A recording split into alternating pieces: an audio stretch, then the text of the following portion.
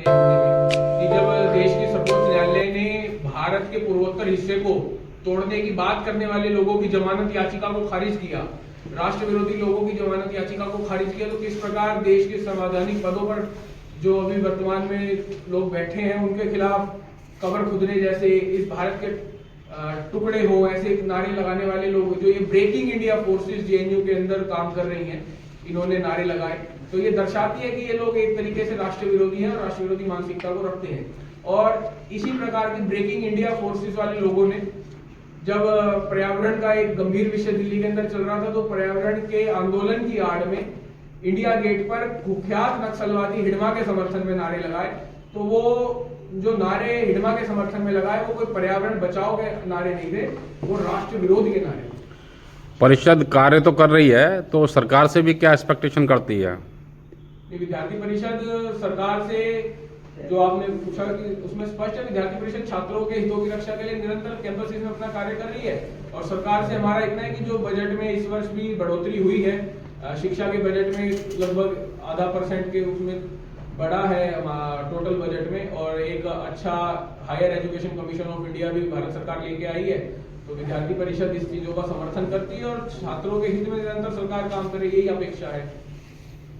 प्रांत का ये भी जो मीडिया की प्रेस वार्ता है, पिछले दिनों 31 जनवरी और 1 फरवरी को अखिल भारतीय विद्यार्थी परिषद दिल्ली की जो 61वां प्रांत अधिवेशन संपन्न हुआ था केशव महाविद्यालय दिल्ली विश्वविद्यालय के, उसमें जो भी प्रस्ताव पारित किए गए विद्यार्थी परिषद के द्वारा, विद्यार्थी परिषद वर्ष भर जिन कार्यक्रमों को कराने जा रही है, उस विषय में आज ये प्रेस वार्ता है। हमारे बीच में अखिल भारतीय विद्यार्थी परिषद दिल्ली के प्रदेश मंत्री श्री सार्थक शर्मा जी हैं और प्रांत सह मंत्री मित्रविंदा कर्णवाल जी हैं। अभी सार्थक जी आप सभी को सारा विषय रखेंगे कि अखिल भारतीय विद्यार्थी परिषद ने किन प्रस्तावों को पारित किया है और क्या क्या कार्यक्रम पूरे वर्ष भर विद्यार्थी परिषद चलाएगी।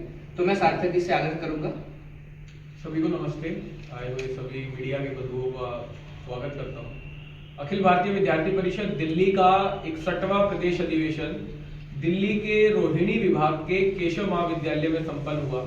उस पूरे महाविद्यालय को हमने विद्यार्थी परिषद की दृष्टि से गुरु तेग बहादुर जी के नगर पे ऐसा उसका नाम रखा कि अभी विद्यार्थी परिषद गुरु तेग बहादुर जी का 350वां शहीदी दिवस विद्यार्थी परिषद के साथ साथ पूरा देश मना रहा है, तो उनकी याद में ऐसे गुरु तेग बहादुर जी के नाम पे हमने उस नगर का नाम दिया। साथ ही एक प्रदर्शनी उस पूरे अधिवेशन स्थल में रही जिसका नाम एबीवीपी के पूर्व प्रदेश संगठन मंत्री स्वर्गीय मदन भाटिया जी के नाम पे रखा गया। इस प्रदेश अधिवेशन में पूरी दिल्ली से लगभग 500 से ज्यादा छात्रों की सहभागिता रही, और जिसमें दिल्ली विश्वविद्यालय, आईबी विश्वविद्यालय, जेएनयू, जामिया, साउथ एशियन विश्वविद्यालय, ऐसे दिल्ली के सभी प्रमुख विश्वविद्यालयों के छात्र वहां उपस्थित रहे। साथ ही साथ इसमें उद्घाटन सत्र में, इस अधिवेशन के उद्घाटन सत्र में हमारे मुख्य अतिथि पद्मश्री चमू कृष्ण शास्त्री जी, जो अध्यक्ष हैं भारतीय भाषा समिति के, उनका रहना हुआ। उन्होंने सभी छात्रों को वहां संबोधित किया, उनको विद्यार्थी परिषद से जुड़ने का आग्रह किया। साथ ही साथ अखिल भारतीय विद्यार्थी परिषद के राष्ट्रीय संगठन मंत्री आशीष चौहान जी का भी उद्घाटन सत्र में रहना हुआ। साथ ही इस पूरे विद्यार्थी परिषद के अधिवेशन के स्वागत समिति के जो अध्यक्ष थे वो श्री वेद प्रकाश टंडन जी थे, जो Vandana international school group of school चलाते हैं। साथ ही साथ विद्यार्थी परिषद के पूर्व कार्यकर्ता राकेश गुप्ता जी उसके स्वागत समिति के महामंत्री रहे। इस पूरे अधिवेशन में हमने 4 प्रस्तावों को पास किया। ये 4 प्रस्ताव जो जिस पर साल भर विद्यार्थी परिषद काम करेगी, जिसमें पहला प्रस्ताव NEP 2020 राष्ट्रीय शिक्षा नीति का पूर्ण क्रियान्वयन हो, पहला प्रस्ताव इस पे विद्यार्थी परिषद लेके आए। दूसरा प्रस्ताव देश विरोधी गतिविधियों के प्रतिकार के लिए आगे आए दिल्लीवासी। अभी वर्तमान में देखने में भी आया कि किस प्रकार पर्यावरण के आंदोलन की आड़ में एक कुख्यात नक्सलवादी हिडमा के समर्थन में नारे लगाए जाते हैं। जेएनयू में संवैधानिक पदों पर जो लोग हैं उनके खिलाफ कब्र खोदने जैसे नारे लगाए जाते हैं। इन सभी राष्ट्र विरोधी गतिविधियों के प्रतिकार के लिए संपूर्ण दिल्लीवासी और दिल्ली के छात्रों को एकजुट होना होगा। साथ ही वर्तमान में पर्यावरण का एक गंभीर विषय हमारे बीच में आया कि किस प्रकार दिल्ली का एयर पॉल्यूशन एक एक्सट्रीम लेवल पे पहुंचा, तो पर्यावरण सुधार के विषय को लेके, और साथ ही साथ इसके अंदर अपना क्या कहते हैं एक विषय, हाँ, विद्यार्थी परिषद एक अभियान लेके आई है जिसको उसने 12 जनवरी में लॉन्च करा, screen time to activity time, digital लत से दूर हो युवा।